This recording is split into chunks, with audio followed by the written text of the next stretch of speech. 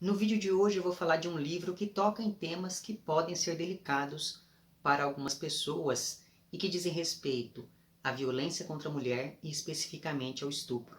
Então, se você tem algum tipo de problema com esses temas, eu sugiro que você veja outros vídeos aqui do canal, porque afinal de contas, enfim, esses temas eles podem gerar algum tipo de incômodo dependendo da sua experiência de vida, enfim. Então, fica aqui o aviso. Eu acho importante dar esse aviso antes de começar a falar do livro em si. Então, dado o aviso, vamos à nossa conversa.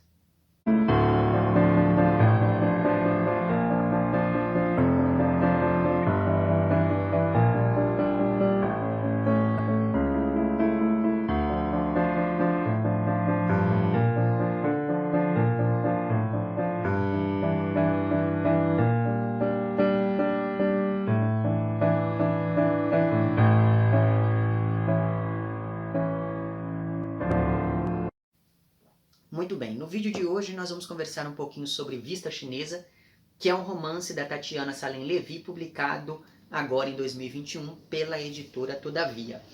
A narrativa desse livro se passa em 2014, em meio aos preparativos para as Olimpíadas.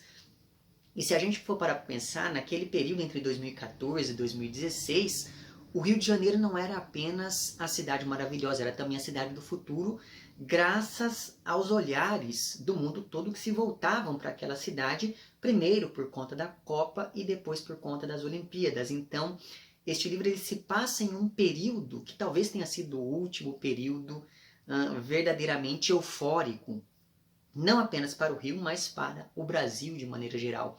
Me parece que aqui a cidade do Rio de Janeiro, ela funciona muito bem como essa metáfora para aquilo que aconteceria depois com todo o Brasil, quando a gente pensa principalmente no fim do romance, né?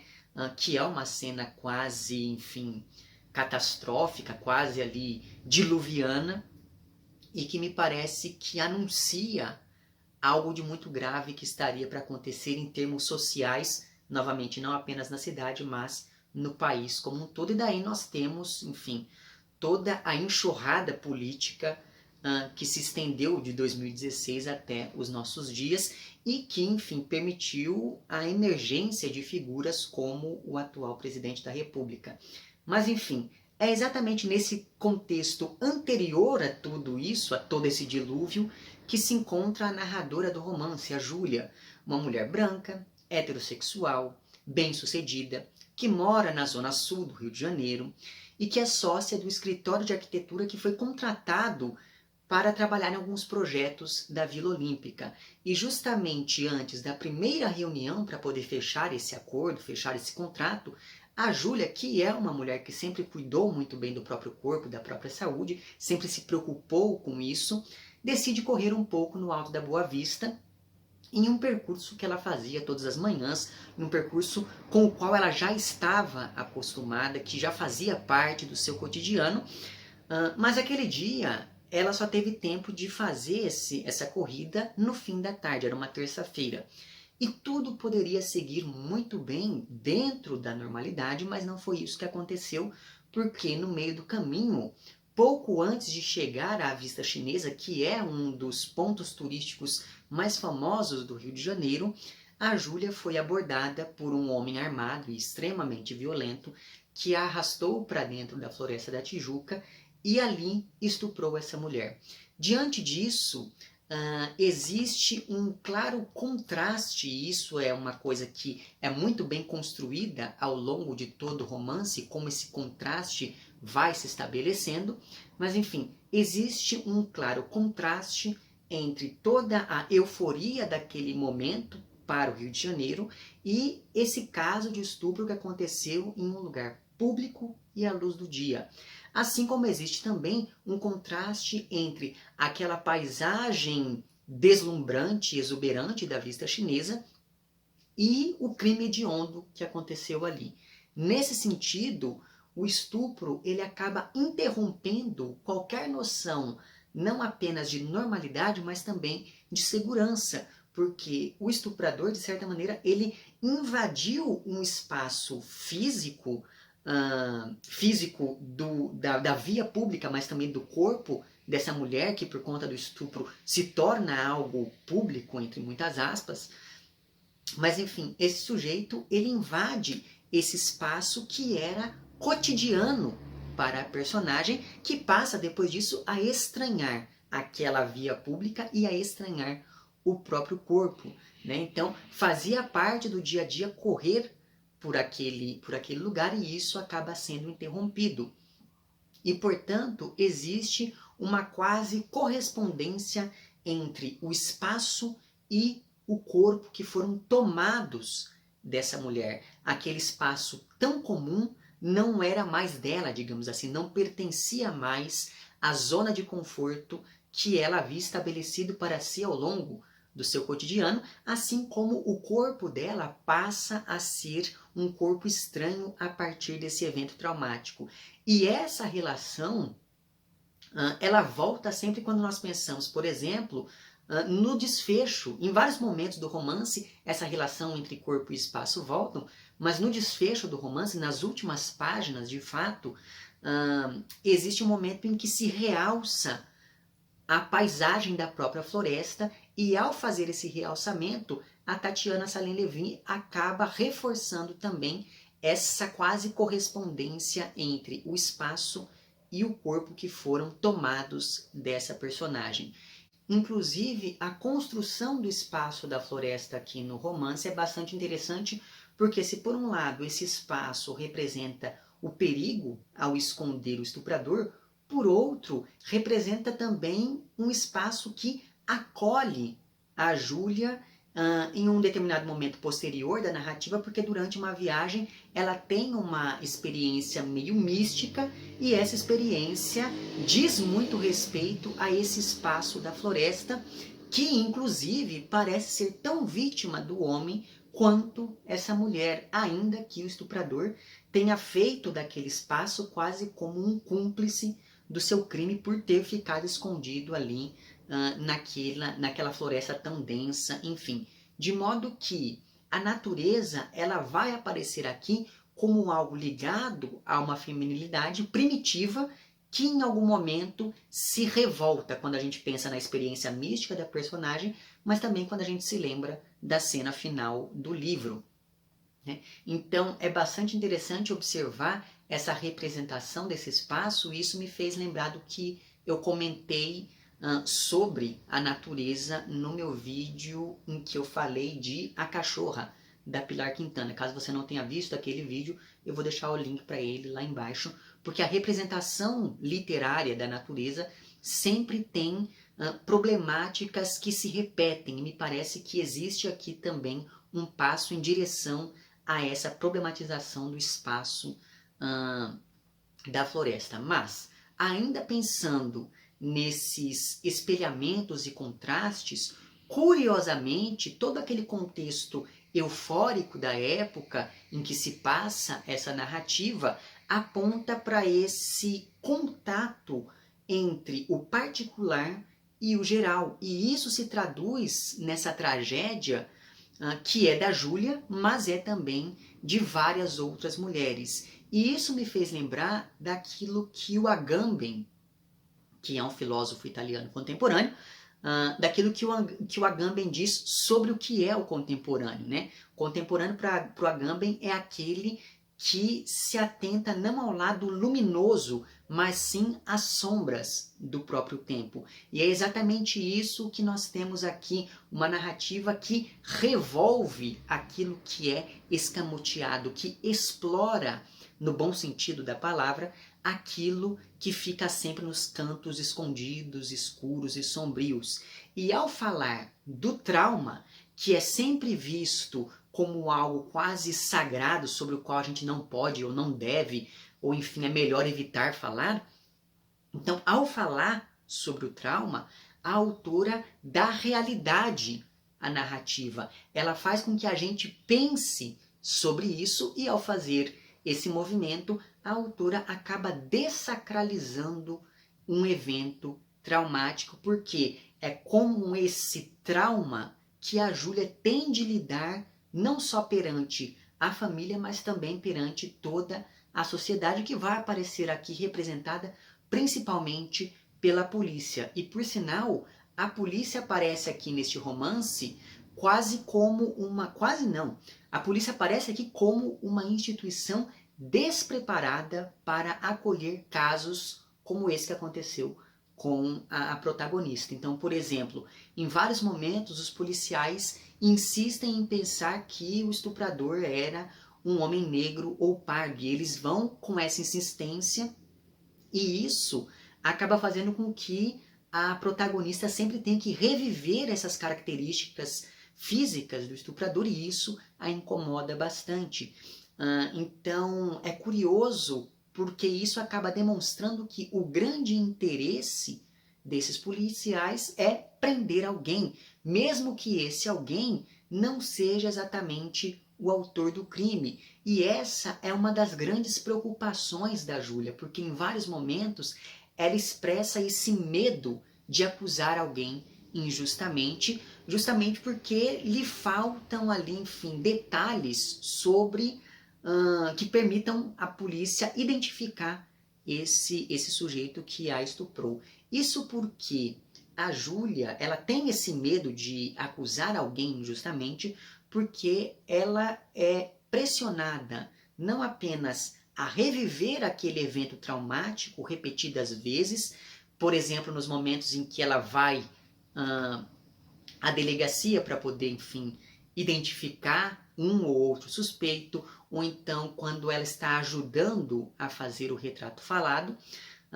mas ela também é pressionada a se lembrar de tudo com detalhes, desde traços do estuprador até, por exemplo, a cor da luva que ele estava vestindo ou coisas parecidas. E esses detalhes acabam sempre atualizando todo o sofrimento que aquela mulher sentia. E aí, ao ler isso, eu comecei a entender por que tem gente que passa por esse tipo de violência e decide se calar e prefere não procurar a polícia nem fazer nada do tipo, justamente com medo não apenas das humilhações às quais as mulheres são expostas nesse tipo de processo, mas também com medo de ficar revivendo, remoendo aquelas dores. Então, a violência que a Júlia sofre aqui não é apenas uma violência de ordem sexual, é também uma violência estrutural e sistêmica por parte do Estado que impede que a vida dela avance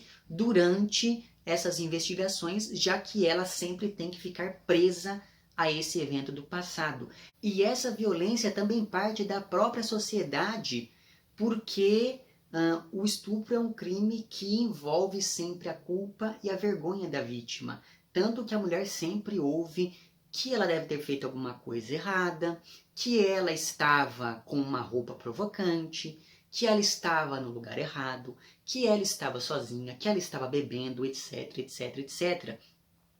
E mais, com este livro aqui, a Tatiana acaba nos mostrando que a própria vítima internaliza todos esses discursos e pensa isso de si própria, mesmo sabendo que a culpa nunca é da vítima, e sim do estuprador. Então é muito interessante porque a própria narradora, em vários momentos, ela fica pensando: se eu não tivesse ido caminhar naquele momento, se eu tivesse feito outra coisa, se eu não estivesse com aquela roupa, se eu tivesse com outra pessoa, enfim. Então é muito doloroso a gente acompanhar não apenas o momento do crime em si, mas também tudo aquilo que vem depois do crime por conta dessas várias violências que a protagonista vai sofrendo, violências essas que são veladas ou não em alguns momentos, e que partem de homens e também de mulheres, o que é ainda mais complicado por falta desse acolhimento devido,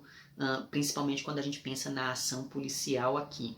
Então, é por coisas assim, por exemplo, que a Júlia não quis, em um primeiro momento, fazer os exames ou então fazer uma denúncia para que ela não falasse mais naquilo, e de fato a investigação foi uma segunda violência, justamente porque revive esse trauma de maneira desgastante. Então, lidar com aquela burocracia toda foi algo extenuante para a protagonista, e a gente sente isso, a gente sente as forças dela se esvaindo a cada página. A partir disso, uma pergunta sempre vai voltando à narrativa, ainda que não textualmente, que é... Na verdade, não é apenas uma pergunta, é uma série de perguntas, mas enfim, em vários momentos passa pela cabeça da protagonista como sobreviver depois disso tudo se as coisas perderam o sentido, como ter uma vida íntima com o marido, como recomeçar, como construir uma família, como contar aos filhos, como proteger a filha, porque a Júlia ela acaba engravidando, dando à luz a gêmeos, e um desses filhos é, na verdade, uma menina. Né? E é exatamente considerando tudo isso que a narrativa se articula como uma carta que a Júlia escreve aos filhos depois de 5 anos desse evento traumático, de modo que, graças a essa articulação da narrativa, 3 discussões acabam vindo à tona, ou enfim, vieram à tona ao longo da minha leitura. A primeira dessas discussões diz respeito à memória, porque existe esse espaço de 5 anos entre o viver e o narrar. Né? E essa memória ela pode ser uma memória meio proustiana, uma memória involuntária que invade a narradora sem que ela queira, como nos momentos em que ela diz que sente o cheiro do estuprador de repente no meio do dia, mas essa memória também pode ser uma memória que a Júlia persegue e que é uma memória que acaba se desfazendo nos momentos em que ela, por exemplo, tenta se lembrar do estuprador para fazer o retrato falado. E é curioso porque o retrato falado, né, e também o processo de identificação dos suspeitos na delegacia, esses 2 métodos, digamos, eles se baseiam em imagens criadas pela memória. Então isso pode acabar induzindo a pessoa a incriminar alguém só por ser parecido com o verdadeiro criminoso, e essa é uma discussão que vai ficar posta aqui também. Ou seja, se a memória é permeada pelo esquecimento, como é que a gente vai confiar de maneira irrestrita apenas na memória?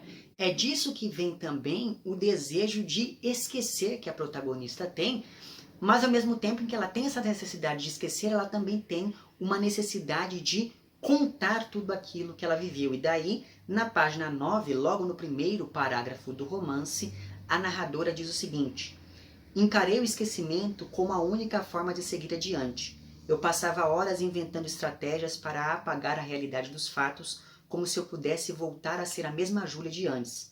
Mas há coisas que, mesmo depois de terem acontecido, continuam acontecendo. Elas não te deixam esquecer porque se repetem todos os dias. E daí esse embate entre a vontade de esquecer e a necessidade de narrar, isso me fez lembrar de um texto do Adorno chamado O que significa elaborar o passado. E também me fez lembrar lá das teses sobre o conceito de história do Walter Benjamin, porque o Adorno, ele diz que mais importante do que lembrar, evidentemente que ele fala isso se referindo à questão do Holocausto, mas ainda assim eu tomei a liberdade aqui de pensar em termos mais gerais no que vem a ser o trauma, certo? Mas enfim, o Adorno diz, neste texto chamado O que significa elaborar o passado, que mais importante do que lembrar é exercitar a capacidade de não esquecer.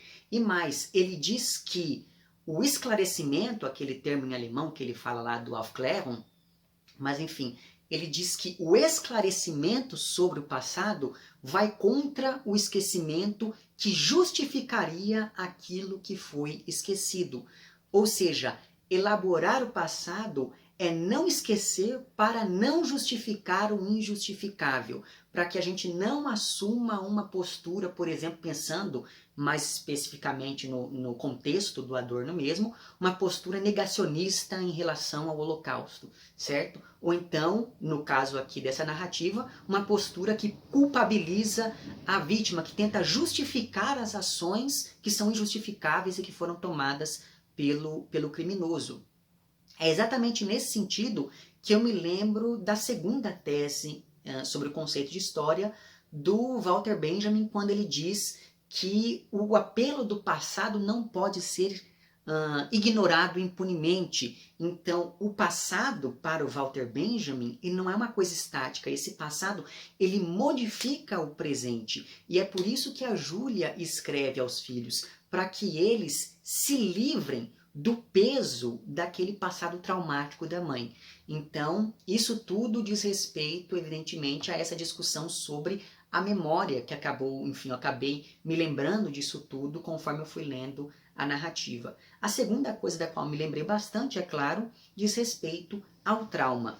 E daí, sobre o trauma, eu me lembrei de dois textos que, enfim, eu estava lendo muito recentemente esses textos, e daí foi por isso, inclusive, que eu acabei fazendo essa relação.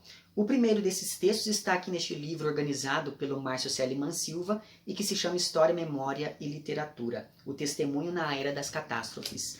E daí, em um dos momentos aqui desse texto, nas páginas 48 e 49, sobre o trauma, o Márcio Seliman Silva diz o seguinte: a experiência traumática é, para Freud, aquela que não pode ser totalmente assimilada enquanto ocorre.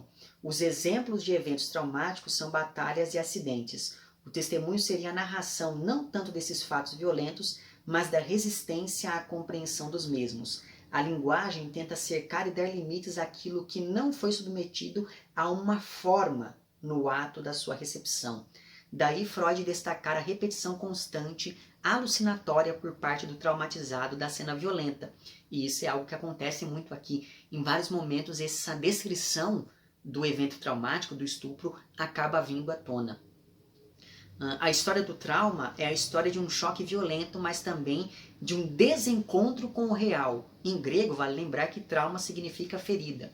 A incapacidade de simbolizar o choque, o acaso que surge com a face da morte e do inimaginável, determina a repetição e a constante posterioridade, ou seja, a volta après-coup da cena. Isso quem diz aqui é o Márcio Seliman Silva.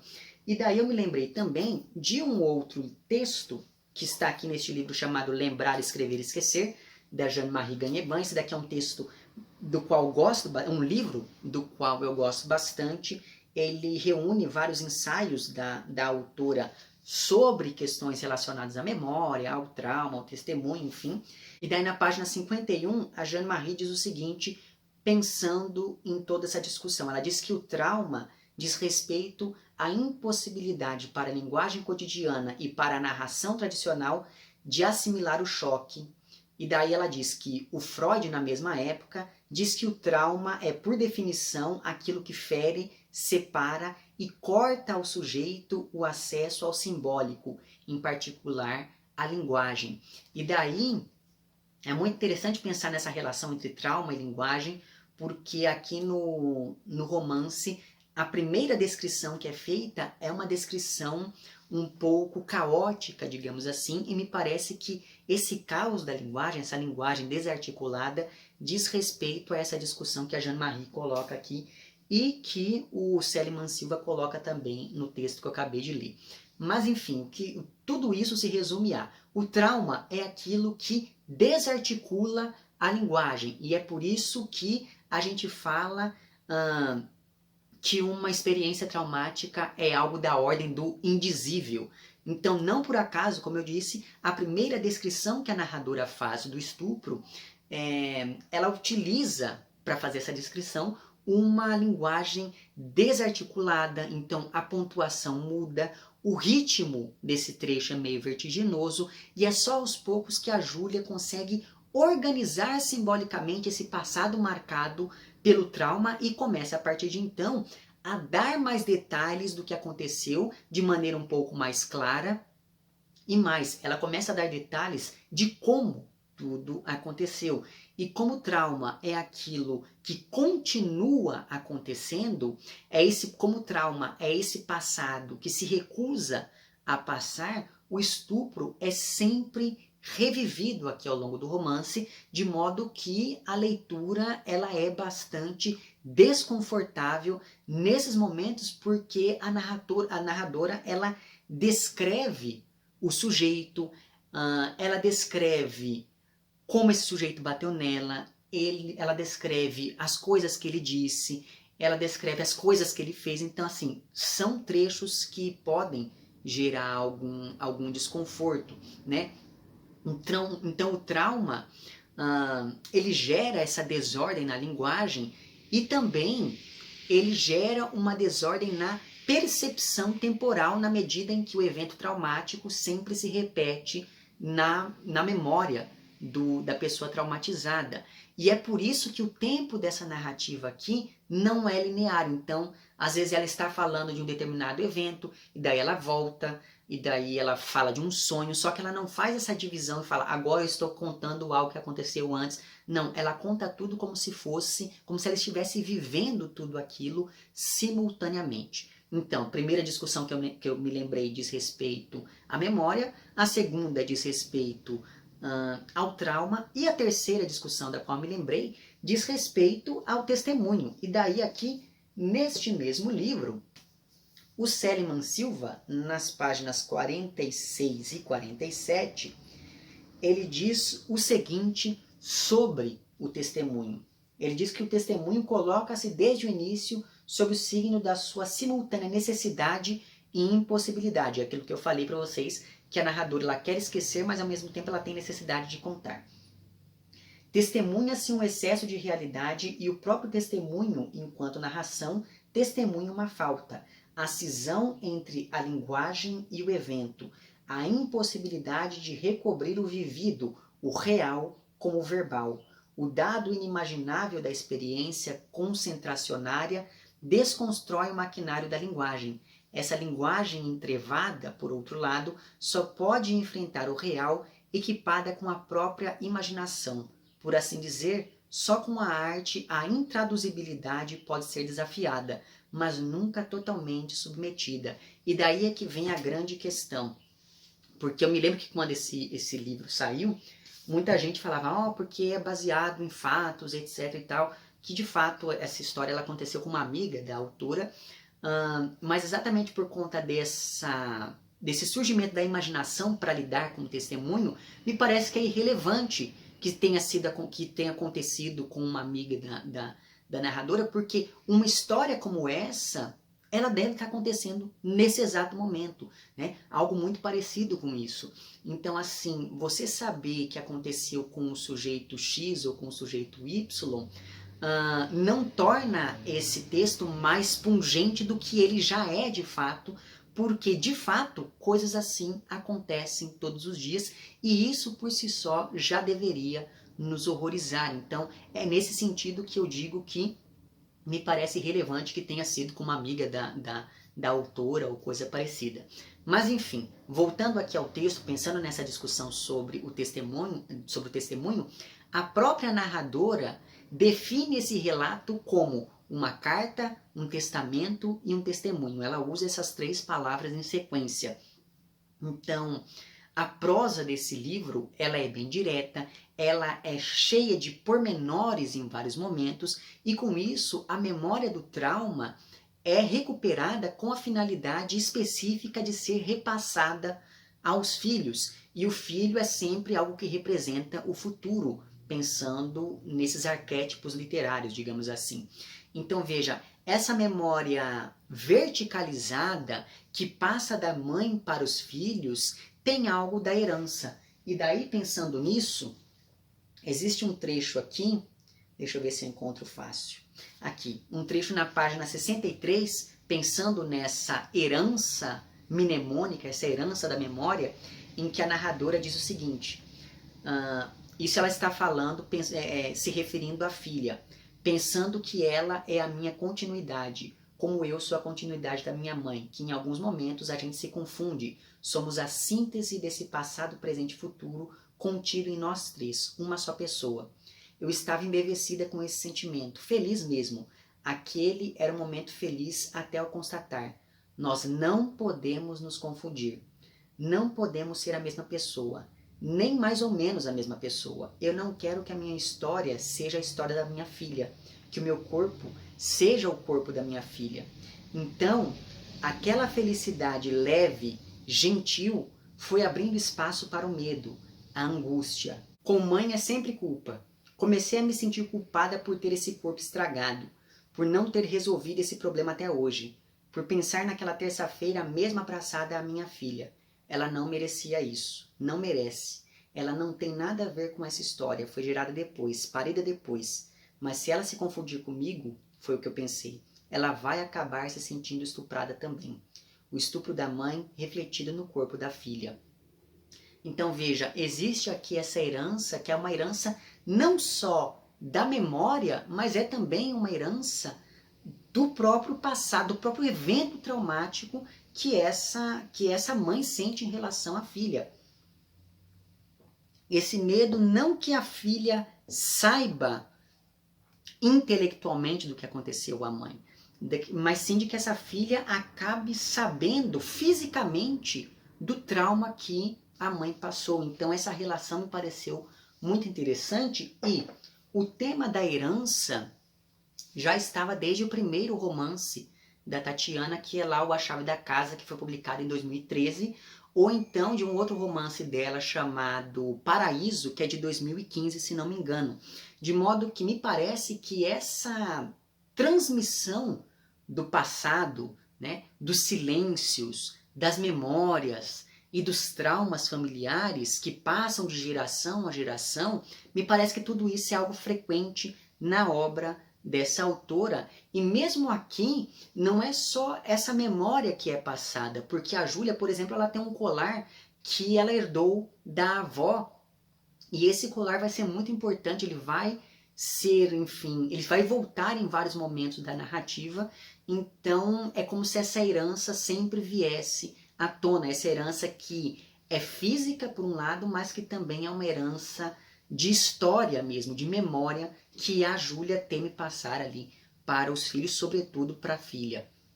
Só que nos romances anteriores, nós sempre acompanhamos a pessoa que herdou essa memória.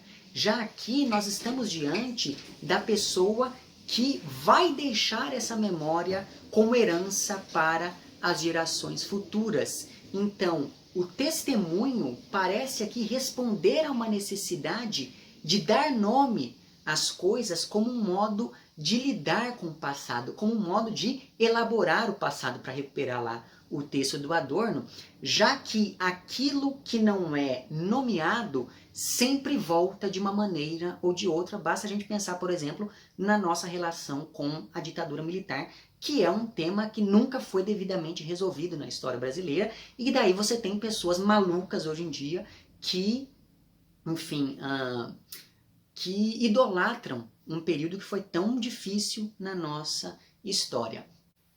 Mas, por outro lado, como disse o Márcio Celiman Silva, nesse trecho que eu acabei de ler para vocês, qualquer tipo de representação já não é a realidade. Existe esse hiato entre uma coisa e outra. Então, assim como o retrato falado, por mais parecido que fosse, não era o estuprador, esse testemunho também não é o evento traumático em si. E a Tatiana, ela explora muito bem essa lacuna entre a realidade e esse discurso sobre a realidade, ao mostrar que o ato de narrar é algo político, porque isso demonstra que a Júlia, ela não pode e nem deve se esquecer ou se calar sobre aquilo que lhe aconteceu. E mais, a autora, ela levanta toda essa discussão com o tom certo, com o tom que é de bom gosto, que é algo muito bom, né? Porque, veja, a autora, ela não se esquiva desse assunto, ela não se furta a essas descrições, por exemplo, mas, ao mesmo tempo, ela não banaliza o sofrimento da personagem. Então, mesmo nos momentos desconfortáveis, a gente se importa com aquilo que está acontecendo com a Júlia e a gente continua lendo apesar do desconforto. Enfim, e outro tema que também subjaz, digamos, a essa narrativa diz respeito à alienação, porque o estupro acaba sendo a marca da posse sobre o corpo alheio. Uma posse indevida, evidentemente, mas enfim. E essa posse acaba alienando a vítima. Então, em vários momentos, a narradora diz que o seu corpo está marcado, que o seu corpo está destroçado, que aquele corpo já não lhe pertencia mais, mas ao mesmo tempo aquele corpo nunca tinha sido tão seu. E a partir disso, existem dois grandes momentos que apontam para essa alienação posterior ao estupro em si. O primeiro envolve uma experiência mística que a Júlia tem durante uma viagem ao México, e o segundo acontece quando ela coloca uma máscara em determinado momento da narrativa, como se com isso ela assumisse uma outra identidade. E em ambos os momentos eles são importantes para esse processo de se afastar do trauma, de fazer com que o passado ficasse de fato para trás. Então é muito interessante observar como a autora ela consegue construir muito bem todas essas temáticas para mostrar não apenas a continuidade do evento traumático, mas também como essa narradora foi aos poucos recuperando uma vida que ela tinha acreditado que estava perdida para sempre, pelo menos em um primeiro momento. E como no romance existe essa aproximação entre o individual e o coletivo, entre a tragédia pessoal da narradora e a tragédia política de toda a sociedade, é interessante notar que, enquanto a Júlia se recupera, a cidade, que antes vivia aquele seu apogeu eufórico, vai aos poucos decaindo, e daí pensando em uma alegoria política, que é, enfim, uma extrapolação da leitura que o livro nos permite fazer, mas, enfim, eu vou me dar essa liberdade poética, digamos assim. É muito interessante pensar, tendo em vista essa relação entre a política e o corpo, ou essa política do corpo, sempre sob esse signo do estupro. É muito interessante pensar na possibilidade de nós enxergarmos essa, principalmente a cena final deste livro, como sendo algo que aponta para um estupro que diz muito mais respeito a toda a sociedade, uma sociedade que permite que crimes como esse sejam normalizados, digamos, sejam naturalizados, uma sociedade que permite que um político vá a público e diga, por exemplo, que só não estupra uma mulher porque ela é muito feia, ou coisas parecidas com essa, né? Ou um sujeito que endossa repetidas vezes atitudes que são completamente execráveis de qualquer perspectiva que você olhe para elas. Então é muito curioso pensar que é como se o fim desse romance apontasse para uma série de outros estupros possíveis que se seguiram ao estupro da protagonista aqui, como se fosse um estupro não apenas daquela cidade, mas também de toda uma política que mantém a cidade. Daí, como eu disse, pensando no Rio aqui como uma alegoria para o Brasil como um todo, né, você tem esse estupro político que viria exatamente no momento posterior ao período narrado aqui neste livro, que lá, enfim, 2016 em diante, nós tivemos toda essa dificuldade, né, todo esse estupro da nossa democracia, esse sequestro das nossas instituições democráticas, essa alienação do povo em determinadas questões, e é essa alienação que permite que algumas pessoas acabem se jogando de cabeça em determinados discursos que são, mais do que questionáveis, criminosos. Enfim, então acabei fazendo aqui, novamente, eu entendo que isso é uma extrapolação que a leitura do livro nos permite, mas eu acho que nesse finalzinho do vídeo aqui eu posso me dar essa licença poética. Mas ainda assim eu acho que é muito interessante a gente pensar neste livro desse ponto de vista social, porque acredito eu que essa leitura, apesar de meio viajada, digamos, continua sendo possível, por que não? Já que a autora ela escreve tudo isso em um contexto que permite que a gente entenda, principalmente as cenas finais, dessa maneira que eu acabei de mencionar aqui.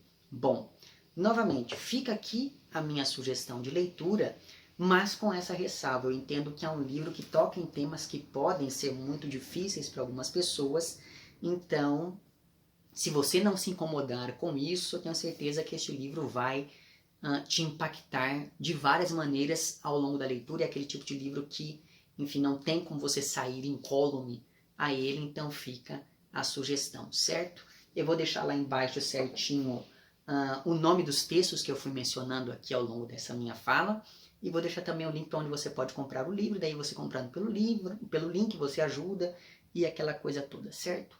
Vemo-nos então nos próximos vídeos e um amplexo.